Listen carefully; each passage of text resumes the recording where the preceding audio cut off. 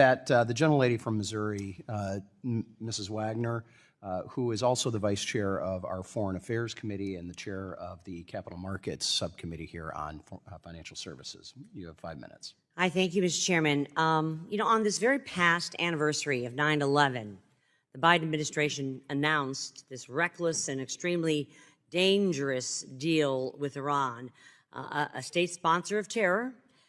President Biden's decision to release $6 billion in Iranian funds is nothing short of a windfall of cash and economic relief for Tehran to use for its military and to fund terrorist proxies like, as we've spoken, Hezbollah, Hamas, and the Houthis.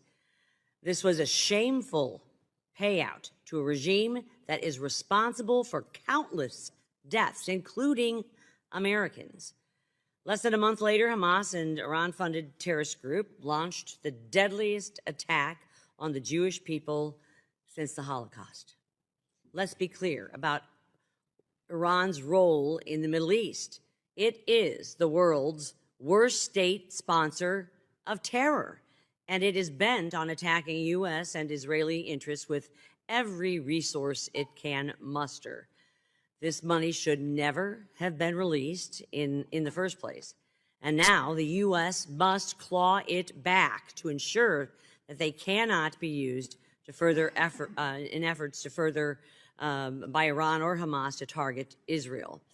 Mr. Noronha, the Biden administration has mentioned a, quote, quiet understanding with Qatar regarding the $6 billion in Iranian funds exchanged in the hostage deal. What does a quiet understanding look like in practice? It means nothing at all, because a quiet understanding has no legal basis.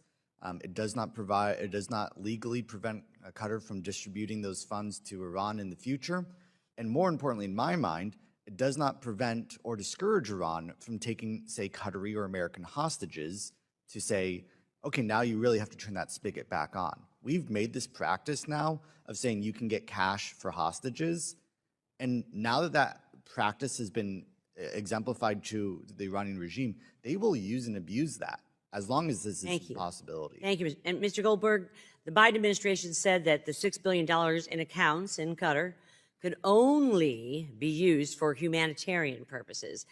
Can you explain why that is impossible to ensure, given the fact that we all know that money is fungible? Thank you for the question, ma'am. They also said this about the $10 billion going to Oman, the same language used by Mr. Miller at the State Department, so that's why we should take a close look at what's been spent there, too. Obviously, money is fungible, so even if they say this is all for non-sanctions goods, by the way, which is wider than what we traditionally think of as humanitarian, because there's all kinds of debts that can be paid off in that respect as budget support, even if you accept that, we also know and have documented, as Mr. Noronha went through yesterday, so many times in history when Iran has filed paperwork that's fraudulent, front companies, false transactions that have gone to money laundering, that have gone to the IRGC, gone to Assad in Syria, Hulk Bank in Turkey. Remember that massive scandal still being prosecuted today? That was all based on humanitarian transactions, billions of dollars of a scheme that Iran had cooked up, and nobody caught it. Let me press on. Mr. Noronha, approximately how much money does Iran provide to Hamas each year? And would the terrorist attacks that Hamas perpetrated on October 7th have been possible without that Iranian support, including financial support? They historically provided $100 million. During maximum pressure, they had to institute an austerity plan. They had to lay off a bunch of fighters. They were really struggling on budgets. That since 2021, that funding has increased as much as $350 million. And my view is their strategic surprise would not have been possible. So the sanctions were working when we had forced them into their austerity plan, so they could not, in fact, fund these terrorist proxies to the extent that they are currently. One other question, because it just rubs me wrong, Mr. Goldberg.